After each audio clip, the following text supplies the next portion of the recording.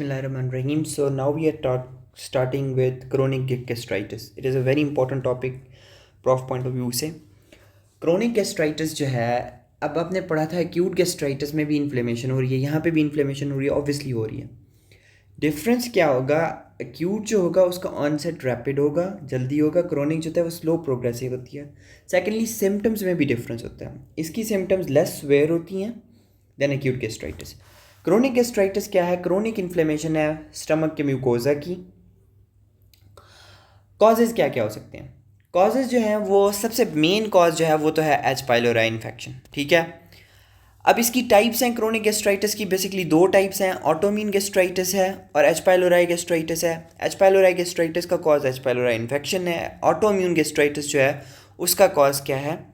Immune system जो है वो इम्बैलेंस हो जाता है. हम एक्सप्लेन करेंगे आगे. ठीक है. उसके अलावा लेस कॉमन कॉजेज़ में रेडिएशन इंजरीज़ हैं, क्रोनिक बाइल रिफ्लक्स है जो कि गैस्ट्रेक्टमी के बाद हो सकता है, मैकेनिकल इंजरीज़ हैं जैसे कि नेज़ोगैस्ट्रिक ट्यूब पास करते हुए इंजरी हो गई अगर म्यूकोजा की तो वहाँ पे इन्फ्लेमेशन हो गई. तो ये हैं गैस्ट्राइटिस के causes.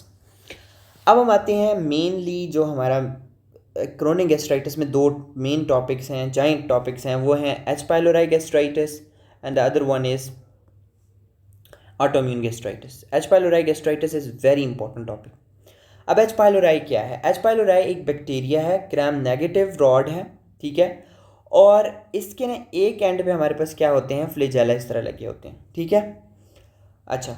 They reside on the mucin of the surface and neck region of foveolar cells. आपको पता है कि जो हमारे पास एपिथेलियम है, सपोज करें ये फोव्यूलर सेल्स हैं, ये कहाँ पे रिजाइड करेगा? ये फोव्यूलर सेल्स के ऊपर जो म्यूकस की लेयर होगी उसके नीचे रिजाइड करेगा. ठीक है. इस लेयर के अंदर. तो एपिथेलियम के बाहर और म्यूकस के अंदर या म्यूकस के ऊपर यहाँ पे रिजाइड करता है ये. पैथोजेनेसिस क्या है? मैं आपको अभी नीचे डायग्राम दिखाता हूँ, उससे आपको समझ आ जाएगी. पैथोजेनेसिस क्या है? इंजेक्शन की बैक्टीरिया की उसने कॉलोनाइज किया. सबसे मेन जो एरिया है कौन सा है? Gastric antrum. This is a very important MCQs. ठीक है. गैस्ट्रिक एंट्रम जो है मेनली उसको कॉलोनाइज करता है. ये गैस्ट्रिक एंट्रम को कॉलोनाइज किया. अब वहाँ पे ये जो ब्लॉक्स में आपको नज़र आ रहे हैं ना वर्ड्स, ठीक है, ये हैं हमारे पास, ये मैंने नीचे लिखा भी है. Box points are bacterial virulent factors. ये क्वेश्चन UQ पूछा जा जाता है कि what are virulent factors of bacteria involve in H pylori gastritis. तो मैं आपको जनरल पैथोलॉजी समझाऊंगा, आपने खुद समझ लेना है कि ये वाले जो हैं बॉक्स हैं ये क्या है? विरुलेंट फैक्टर्स ऑफ बैक्टीरिया हैं, जबकि हाईलाइटेड जो हैं ये होस्ट के फैक्टर्स हैं. But I will explain you like a story कि पैथोजेनेसिस हो किस तरह रही है. सबसे पहले क्या होता है कि हमारे पास फ्लैजेला है, वो इसको हेल्प करेगा क्योंकि म्यूकस लेयर के अंदर बरिड है ना, तो इसको मोटिलिटी प्रोवाइड करेगा और जहाँ पे इसने जाके कॉलोनाइज करना है वहाँ पे हेल्प करेगा इसको जाके लगने में. तो flagella of the bacteria makes it motile, allows it to burrow and live beneath the mucus layer above the epithelial surface. जो मैंने अभी आपको एक्सप्लेन किया कि एपिथेलियल सरफेस से ऊपर और बीनीथ द म्यूकस लेयर. इसकी एक वजह यह है कि ये मोटाइल है, किसकी वजह से? फ्लैजेला की वजह से. Gastric antrum is the most common site for colonization. ये MCQs है, मैं आपको दोबारा बता रहा हूँ. अच्छा, उसके बाद ये क्या करता है? एडहेसेंस रिलीज करता है. एडहेसेंस क्या करते हैं? इसको हेल्प करते हैं कि ये अटैच हो जाए सरफेस के साथ फोव्यूलर सेल्स के. उसके बाद ये क्या करता है? आपको बताया कि ये यूरिएज पॉजिटिव है तो ये यूरिएज एंजाइम रिलीज करेगा. अब यूरिएज एंजाइम ने क्या करना है? यूरिएज क्या करेगा? यूरिएज एंजाइम क्या करता है? अमोनिया को कन्वर्ट कर देता है, सॉरी यूरिया को कन्वर्ट कर देता है अमोनिया प्लस कार्बन डाइऑक्साइड के अंदर. ठीक है. मैं ज़रा एरो इस तरफ कर देता हूँ. ठीक है. किसको? यूरिया को कन्वर्ट कर देता है into ammonia and carbon dioxide. अब जो अमोनिया और कार्बन डाइऑक्साइड इसने प्रोड्यूस किया है, अमोनिया जो है वो एक स्ट्रॉन्ग अल्कली है. ठीक है. अब अल्कली क्या करेगी? एसिडिक इन्वायरमेंट को ज़रा कम करेगी, और जब एसिडिक इन्वायरमेंट कम होगा तो वो बैक्टीरिया के लिए फेवरेबल इन्वायरमेंट होगा सर्वाइव करने के लिए. ठीक है. तो ये एक पैथोलॉजिकल विरुलेंट फैक्टर है यूरिएज पॉजिटिव होना इसका, क्योंकि अमोनिया बनाता है और अमोनिया क्या करता है? स्ट्रॉन्ग एसिडिक अल्कली है, तो अल्कली क्या करेगी? काउंटर करेगी एसिडिक इन्वायरमेंट को और बैक्टीरिया के सर्वाइवल के लिए सूटेबल इन्वायरमेंट क्रिएट करेगी. ठीक है. अब क्या होगा? साथ में ही जब ऑब्वियसली बात है, जब अमोनिया आया, अमोनिया एक अल्कली है, तो वो पीएच को राइज कर देगा, बेसिक पीएच कर देगा. अब जब बेसिक होगी पीएच तो हमारे पास एंट्रल जी सेल्स मैंने आपको पहले बताए हैं वो क्या हो जाएंगे? स्टिमुलेट हो जाएंगे और वो गैस्ट्रिन रिलीज करेंगे. अब गैस्ट्रिन क्या करेगा? इन टर्न गैस्ट्रिन जाके बहुत सारा ये हाइपरगैस्ट्रीमिया हो रहा है ना, गैस्ट्रिन जाके फिर क्या करेगा, हमारे पास पैराइटल सेल्स को स्टिमुलेट करेगा। मैंने आपको एक्सप्लेन किया, पैराइटल सेल्स स्टिमुलेट होंगे तो वो क्या करेंगे, गैस्ट्रिक एसिड की सिक्रीशन बढ़ा देंगे, तो इन टर्न क्या होगा, फिर एसिडिटी बढ़ेगी। ठीक है, इसने अपना काम कर लिया, अपने आप को प्रोटेक्ट कर लिया, लेकिन उसका नुकसान होस्ट को क्या हो रहा है कि अल्टीमेटली जी सेल्स जो होते हैं वो स्टिमुलेट हो जाते हैं और जी सेल हाइपरगैस्ट्रीमिया कराते हैं, गैस्ट्रेनीमिया कराते हैं, और गैस्ट्रिन जो होता है वो स्टिमुलेट करता है पैराइटल सेल्स को, और पैराइटल सेल फिर मजीद एसिडिक इन्वायरमेंट बना देते हैं, वहाँ पे हाइपर एसिडिटी हो जाती है। और ऑब्वियस बात है, जब एसिडिटी ज़्यादा होगी तो फिर इम्बैलेंस हो जाएगा between the defence mechanisms and disturbing damaging factors, तो अल्टीमेटली क्या हो जाएगी, गैस्ट्राइटिस हो जाएगा और वो पेप्टिक अल्सर्स भी बना सकती है। अब ये एक और इसका विरुलेंट फैक्टर है, इसके पास साइटोटॉक्सिन्स होते हैं। दो तरह के साइटोटॉक्सिन्स है, products of two genes, namely cytotoxin associated gene A, जिसको हम सैग ए कहते हैं, और सेकेंडली दूसरा है हमारे पास वैक्यूलेटिंग एजेंट। ये दो जो हैं यहाँ पे ये रिलीज़ करते हैं साइटोटॉक्सिन्स, जो कि क्या करते हैं, डिजीज़ को प्रोग्रेस करने में, पेप्टिक अल्सर बनाने में और कैंसर डेवलप करने में हेल्प करते हैं। तो आपने याद रखना है कि विरुलेंट फैक्टर्स बैक्टीरिया के कौन से हैं, फ्लैजेला, एडेसेंस, यूरिएज और साइटोटॉक्सिन। मैंने आपको इस तरह एक्सप्लेन किया ताकि आपको पैथोलॉजी याद हो जाए। ठीक है, जबकि होस्ट फैक्टर्स क्या करते हैं, अब होस्ट ने भी कुछ तो किया है। होस्ट ने क्या किया इन टर्न, जब बैक्टीरिया आता है एच पाइलोराई, तो वो एक और काम करता है कि वो प्रो इन्फ्लेमेटरी साइटोकाइंस की रिलीज़ बढ़ा देता है, जैसे कि interleukin 1 beta, tumour necrotic factor. ठीक है, तो ये दोनों क्या करते हैं, जब इन्फ्लेमेशन बढ़ेगी तो ऑब्वियसली वो डैमेज करेगी म्यूकोजल लाइनिंग को, लेकिन साथ साथ एच पाइलोराई एक और काम करता है कि वो क्या कर रहा है, जो एंटी इन्फ्लेमेटरी साइटोकाइंस होते हैं जैसे कि इंटरल्यूकिन 10 है, उसको कम कर देता है। ठीक है, कॉलोनाइज किया, फ्लैजेला की वजह से वो मूव करता है, एडहेजन की वजह से वो लगता है, यूरिएज की वजह से अमोनिया बनाता है ताकि अपने आप को सर्वाइव करवा सके उस एसिडिक इन्वायरमेंट में, एल्कली इन्वायरमेंट बना के। देन वो क्या करता है, लेकिन क्योंकि अमोनिया जो है वो अल्कलाइन इन्वायरमेंट क्रिएट करता है, तो गैस्ट्रिन जो है वो रिलीज़ होता है जी सेल से, जो जाके पैराइटल सेल को स्टिमुलेट कर देता है और अल्टीमेटली हाइपर एसिडिटी हो जाती है। और साथ साथ एच पाइलोराई जो है वो प्रो इन्फ्लेमेटरी साइटोकाइंस को रिलीज़ करवाता है, जबकि एंटी इन्फ्लेमेटरी साइटोकाइंस को बंद करवा देता है, जिसकी वजह से क्या होगा, डिजीज़ हमारे पास आएगी, एंट्रल गैस्ट्राइटिस हो जाएगा। अब आपको याद रखना है कि एच पाइलोराई जो है, क्योंकि एंट्रम, स्टमक की एंट्रम जो है, ठीक है, वहाँ पे ज़्यादातर इफेक्ट कर रहा है, तो ज़्यादातर जो अल्सर बनते हैं वो कौन से होंगे, डूडेनल अल्सर्स होते हैं इसके साथ। ठीक है, लेकिन ये पीछे की तरफ मज़ीद फैल सकता है और डिफ्यूजली बॉडी और फंडस को भी बाज़ दफ़ा ये लपेट में ले लेते हैं, जिसकी वजह से multi focal acute atrophic gastritis होती है। अब ये क्या होती है मैं आपको एक्सप्लेन करता हूँ। जैसे जैसे टाइम पड़ता है, गैस्ट्राइटिस में progress and involve the proximal parts, जैसे कि बॉडी एंड फंडस हो गया, उसकी वजह से क्या होगा कि जो फंडस का एरिया है और बॉडी का एरिया, यहाँ पे पैराइटल सेल्स और चीफ सेल्स होते हैं, ये दोनों डैमेज हो जाएंगी। जब इन दोनों की डैमेज होगी तो एट्रोफी, डैमेज को ही कहते हैं ना, तो वहाँ पे एट्रोफी होगी। लेकिन ये एट्रोफी डिफरेंट होती है, जो हम आगे पढ़ेंगे ऑटोइम्यून एट्रोफी से कैसे डिफरेंट होती है।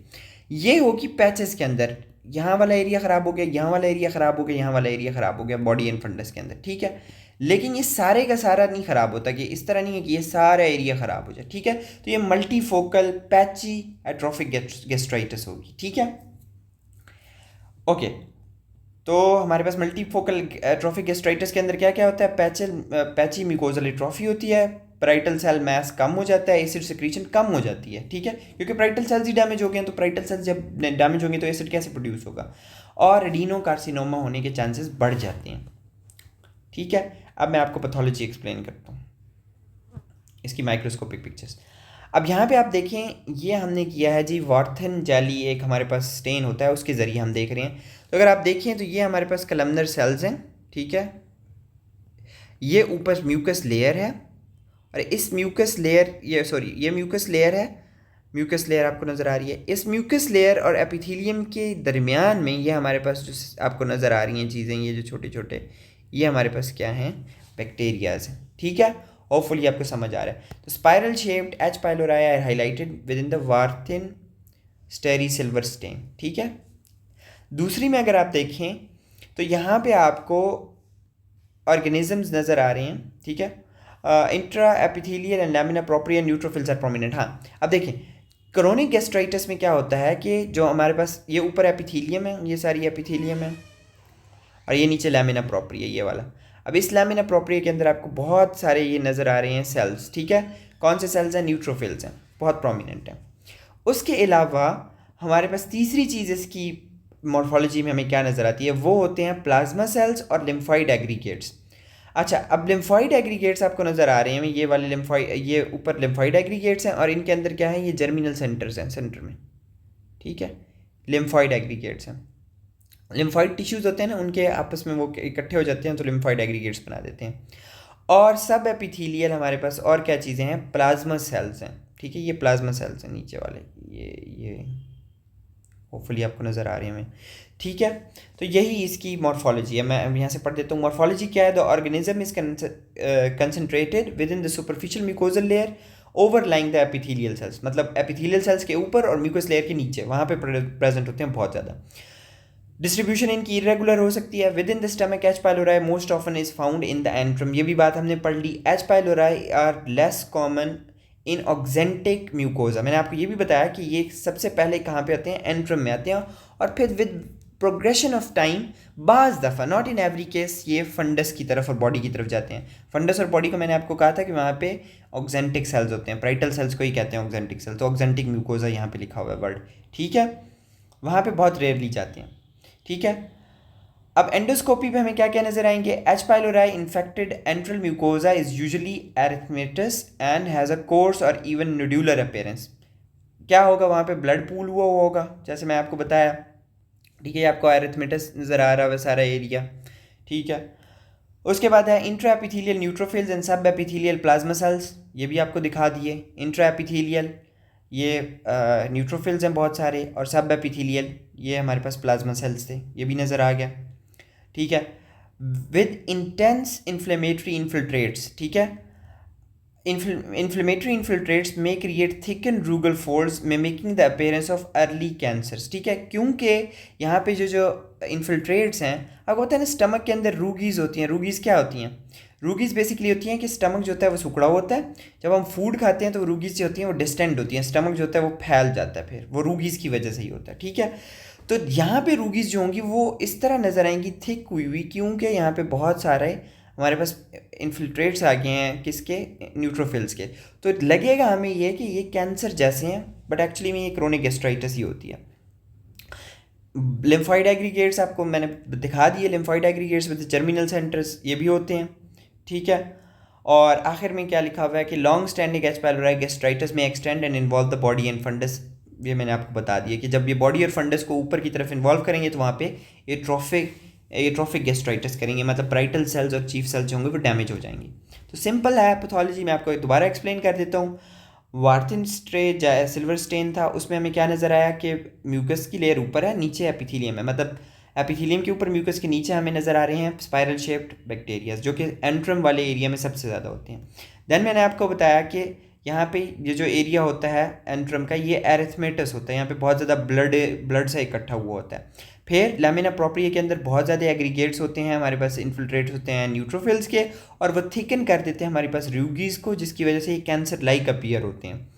तीसरी बात बताई मैंने आपको कि लिम्फाइड टिश्यू के एग्रीगेट नज़र आएंगे विद जर्मिनल सेंटर्स, और प्लाज्मा सेल्स नज़र आएंगे, सब एपिथेलियल प्लाज्मा सेल्स इकट्ठे हुए नज़र आएंगे, ठीक है। तो ये बेसिक इसकी मॉर्फोलॉजी है। ट्रीटमेंट क्या है? ट्रीटमेंट हम ट्रिपल या क्वाड्रुपल थेरेपी यूज़ करते हैं। पीपीआईज, क्लिस्ट्रोमाइसिन, मैक्रोलाइड है, अमोक्सिसिलिन, ठीक है। ये 3 चीज़ें होती हैं ट्रिपल थेरेपी में, और क्वाड्रुपल थेरेपी में एडिशनली बिस्मथ कोलाइड ऐड होता है। टेट्रासाइक्लिन, मेट्रोनिडाजोल और पीपीआई यूज़ होते हैं, ये क्वाड्रुपल थेरेपी है, ठीक है। कॉम्प्लिकेशंस क्या होती हैं, इनको हम बहुत डिटेल में आगे डिस्कस करेंगे। पेप्टिक अल्सर डिजीज़ हो सकती है, सिर्फ नाम लिखने के लिए भी आ जाता है, very important MCQ. Peptic ulcer disease हो सकती है, म्यूकोजल एट्रोफी हो सकती है, जो मैंने एक एक्सप्लेन कर दिया आपको, म्यूकोजल एट्रोफी ऊपर वाली, जिसमें फंडस और बॉडी जो है उनके ब्राइटल एंड चीफ सेल्स की एट्रोफी हो रही है। इंटेस्टाइनल मेटाप्लेजिया एंड डिस्प्लेजिया, जो कि लीड करता है एडिनोकार्सिनोमा एंड माल्ट की तरफ, ठीक है। एडिनोकार्सिनोमा आपको पता है, हम आगे देखेंगे। एडिनोकार्सिनोमा होता है बेसिकली एपिथेलियल सेल्स का कैंसर, और माल्ट होता है हमारे पास जब बीटा सेल्स के एग्रीगेट्स बनते हैं और वो लिम्फाइड टिश्यू का कैंसर होता है। और गैस्ट्रिक सिस्टिक है, ये भी क्या होता है, ये भी आगे एक्सप्लेन करेंगे, ठीक है। तो ये कॉम्प्लिकेशंस के आपने फ़िलहाल नाम याद कर लेना। उसके बाद जो स्पेशल स्टेन्स हम यूज़ करते हैं, जेमजा स्टेन्स या डिफक्विक स्टेन यूज़ करते हैं। उसके बाद वार्थन टेरेस स्टेन है वो यूज़ करते हैं, या इम्यूनोहिस्टोकेमिस्ट्री करते हैं एच पाइलोराई के लिए। कल्चर भी किया जाता है इसको। कल्चर मीडिया जो इसके होते हैं, स्केरोज मीडियम होता है या चॉकलेट मीडियम होता है, ठीक है। उसके बाद डायग्नोस्टिक टेस्ट क्या हैं जो एच पाइलोराई पॉजिटिव देता है? यूरिएज, मेनली यूरिएज टेस्ट करते हैं हम। यूरिएज ब्रेथ टेस्ट होता है, वो करते हैं। पॉजिटिव आ जाए तो उसका मतलब होता है कि यूरिएज का इन्फेक्शन है, ठीक है। गोल्ड स्टैंडर्ड है यही। उसके अलावा कैटालेज ऑक्सीडेज ये पॉजिटिव है, ओके। और बैक्टीरिया का पीसीआर भी कर सकते हैं डीएनए डिटेक्शन के लिए, ठीक है। सीरोलॉजिकल भी हम टेस्टिंग कर सकते हैं ब्लड के ज़रिए, या फीकल देख सकते हैं। अब गैस्ट्राइटिस की ना हम क्लासिफिकेशन और तरह भी कर सकते हैं। एक तो एक्यूट गैस्ट्राइटिस थी, एक क्रोनिक गैस्ट्राइटिस थी, on the basis of onset, उनका क्लिनिकल कोर्स क्या है उस बेस पे। उसके अलावा गैस्ट्राइटिस जो है वो हिस्टोलॉजिकली भी देखी जा सकती है। क्रोनिक सुपरफिशियल गैस्ट्राइटिस जो कि एच पाइलोराई गैस्ट्राइटिस है। क्रोनिक एट्रोफिक गैस्ट्राइटिस जिसमें एट्रॉफी हो रही है, ये मैं आपको बताऊंगा। एट्रॉफी इसमें भी होती है, लेकिन ये जो एट्रॉफी होती है ये डिफ्यूज़ एट्रॉफी नहीं होती। ये क्या थी? पैची एट्रॉफी थी, कोई कोई एरिया इन्वॉल्व था एट्रॉफी में। जबकि ऑटो इम्यून गैस्ट्राइटिस के अंदर कंप्लीटली डिफ्यूज़ गैस्ट्राइटिस जो है वो एट्रॉफिक होती है। उसमें पैराइटल सेल्स और फंडस में और बॉडी में प्रेजेंट पैराइटल चीफ सेल्स सारे उड़े होते हैं, ठीक है। तो ये क्रोनिक एट्रॉफिक गैस्ट्राइटिस है, auto immune gastritis. Gastric atrophy, उसके बाद क्रोनिक हाइपरट्रॉफिक गैस्ट्राइटिस जो मैनिटेरियर डिजीज़ है, ये भी हम आगे एक्सप्लेन करेंगे। और अनकॉमन फॉर्म्स होती हैं गैस्ट्राइटिस की जिसमें ईओसिनोफिलिक होती है और बाकी सारी होती हैं, वो भी देखेंगे। फ़िलहाल इसमें आपको जो पता होना चाहिए वो है मॉर्फोलॉजी, मैंने जो आपको अच्छे से एक्सप्लेन किया क्रोनिक गैस्ट्राइटिस की। उसके अलावा इसकी पैथोलॉजी, इसके कौन कौन से विरुलेंट फैक्टर्स हैं बैक्टीरिया के, कौन कौन से हैं host factor. This is a very important SCQ. इसकी क्लिनिकल प्रेजेंटेशन जो होती है वो सेम होती है, जैसे कि डिस्पेप्सिया है, एपिगैस्ट्रिक पेन है, सेम उसी तरह क्लिनिकल सिनेरियो जैसे कि एक्यूट गैस्ट्राइटिस का होता है, ठीक है। सो होपफुली आपको ये समझ आई होगी। We will move on with autoimmune gastritis in the next video. Thank you.